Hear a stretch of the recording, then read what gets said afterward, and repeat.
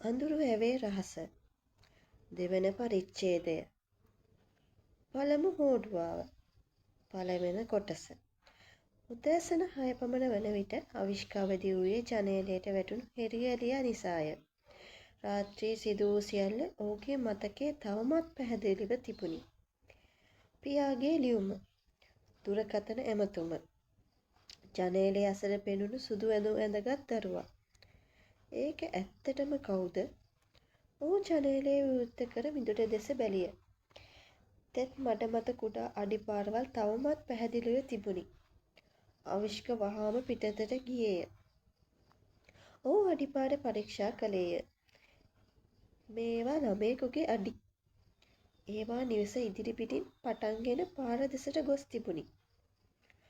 ඔහු ජංගම දුරකථනයෙන් අඩිපාරවල ඡායාරූප කිහිපයක් ගත්තේය.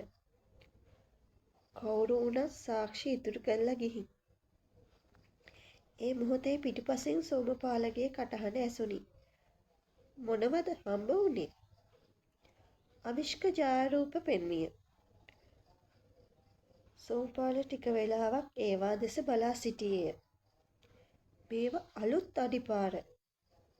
ඔව් ඊයේ රෑම. එහෙනම් කවුරු හරි මේ ගෙදර වටේ ඇවිදලා තියෙනවා. අවිෂ්කගේ මුහුණ තද විය. මට හිතෙන්නේ මාව බය කරන්න කෙනෙක් උත්සාහ කරනවා.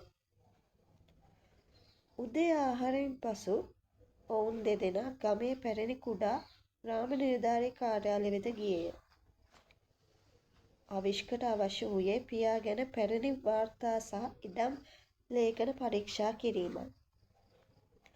කාර්යාලයේ පැරණි ලේඛන භාර නිලධාරිණිය වූ මාලිනී ඔවුන් පිළිගත්තාය. අවිෂ්ක, ඔයාගේ තාත්තා මැරෙන්න සතියකට කලින් මෙහෙ ආවා. ඇයි? අඳුරු වැවට අයිති ඉඩම් සිතියම් ඉල්ලුවා. ඉඩම් සිතියම්? ඔව්. ඒත් පරණ ගොනු එකක් අතුරුදහන් වෙලා තිබුණා. කවුද අරන් ගියේ? මාලිනී නිහඬ වූවාය. මම දන්නේ නැහැ.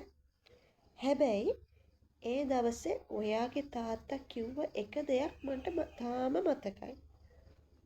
මොකක්ද? ඇය සෙමින් පිළිතුරු දුන්නාය.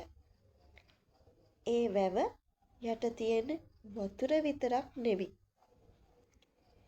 ඒ වචන අවිෂ්කගේ සිතේ දෝංකාර දුන්නේය. ඒ මොහොතේ කාර්යාලයේ පිටත නවතා තිබූ කළු පැහැති ජීප් රථයක සිට කෙනෙකු ඔවුන් දෙස නිහඬව බලා සිටින බව කිසිවෙකු දැන සිටියේ නැත.